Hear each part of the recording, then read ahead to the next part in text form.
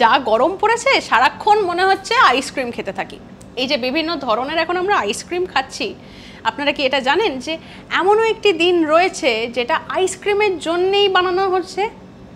আগে বলি কোন মাস, সেটা হচ্ছে জুলাই মাস। জুলাই মাসকেই গণ্য করা হয় ন্যাশনাল আইসক্রিম মান্থ হিসেবে, এবং জুলাই মাসের তৃতীয় রোববার যেটি হচ্ছে সেইটাকেই গণ্য করা হচ্ছে ন্যাশনাল আইসক্রিম ডে হিসেবে।